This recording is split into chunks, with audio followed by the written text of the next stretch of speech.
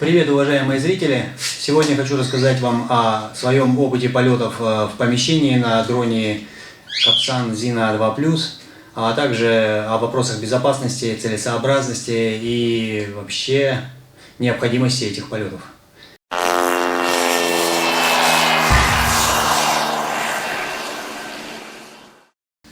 Для чего вообще нам могут понадобиться полеты в помещении на таком большом дроне? Может быть, для предметной съемки? Или может быть для того, чтобы удивить своих коллег по работе?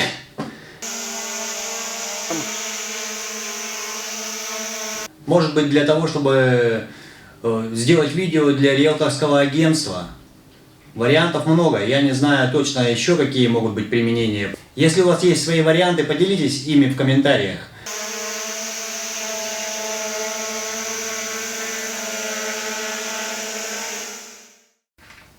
Летать дома я благополучно не стал, полетал в офисе на работе, заодно провел краш-тест и сделал для себя определенные выводы. Но обо всем по порядку. Поехали. На первой попытке при съемке внешней камеры случился досадный конфуз. Я забыл перевести ее из режима таймлапс после предыдущей вылазки на природу. Ну вот, инициализация прошла успешно. Спутников мы не видим. Видео попробуем переключить в 4К. Ой.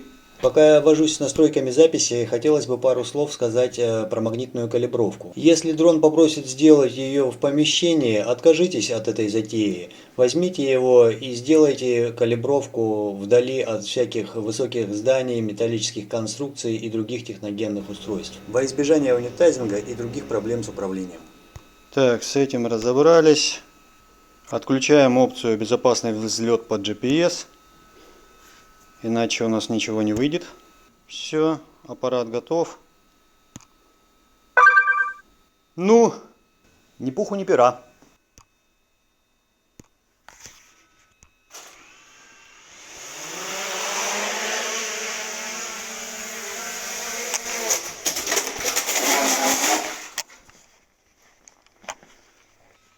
Все, вот так вот и закончился наш взлет.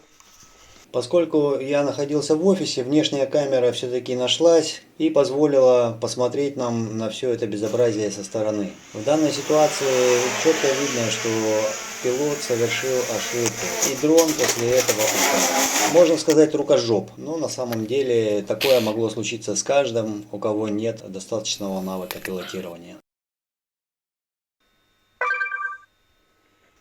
Ну ладно, попробуем еще раз. Ой-ой-ой, убьешь ты дрона сегодня, чувствую.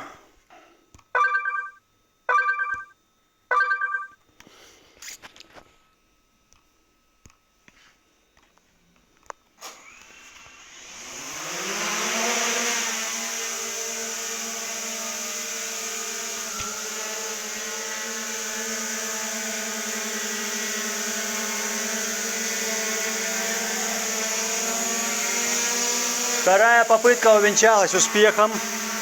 Китайцы не обманули. Zina 2+, в отличие от Zina 2, четко держит свою позицию, нет особого рыскания по помещению и управляется вполне адекватно. Несмотря на покоцанные винты, дрон ведет себя абсолютно адекватно, стабильно стоит.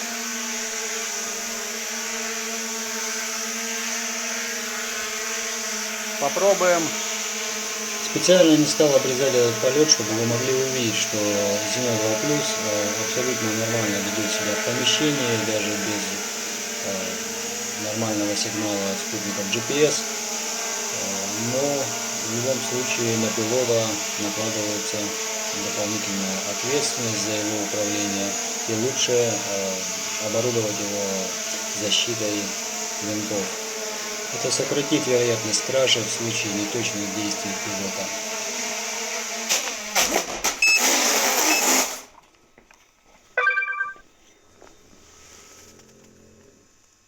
Пожалуй, на этом стоит завершить.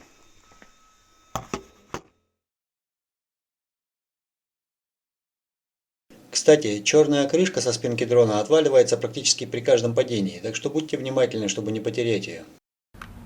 После предыдущих двух падений у нас один винт маленько раскололся, остальные в принципе живые.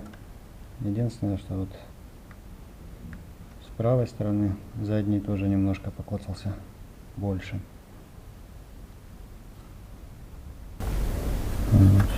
Вот.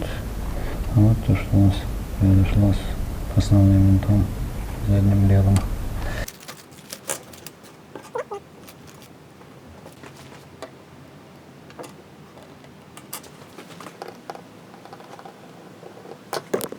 Да, еще момент. Отверткой, которая идет в комплекте, к сожалению, я открутить винты не смог, потому что она вообще плоская. А головки у нас крестовые. Можно было, конечно, надавить сильнее, но что-то как-то не захотелось этого делать.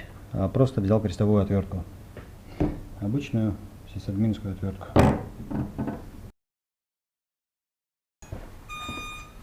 Ну что, заменил лопасти на задней правой консоли. Попробуем еще разочек. Если не получится, то ну его нафиг. Так, безопасный взлет отключили. Режим видео. Да пусть 60 FPS Full HD будет. Какая разница уже, да?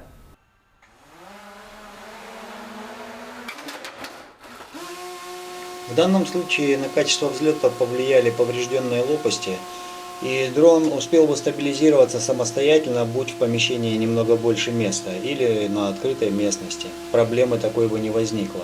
Но в данном случае получился очередной краш. Как и предыдущий, он оказался не фатальным, но потребовал замены лопастей еще на одном луче.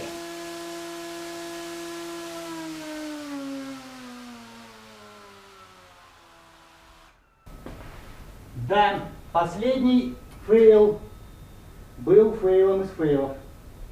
Пожалуй, на сегодня хватит. Поменяем винты, подлечимся и будем летать. Наверное. Какой вывод мы можем сделать? Летать на квадрокоптере в помещении в принципе можем, но лично для меня эти полеты представляются бесполезными с практической точки зрения. И что самое главное, они очень небезопасны, так как люди, которые находятся рядом с вами, легко могут пострадать в случае любой даже незначительной ошибки пилотирования. Если я в чем-то ошибаюсь, жду ваших комментариев. Кстати, возможно, вы скажете отмороженные, ведь на первых кадрах видно, как дрон красиво проходит по офису, при этом никого не задев и сняв неплохую панорамную картинку. Но на этот случай у меня есть алиби.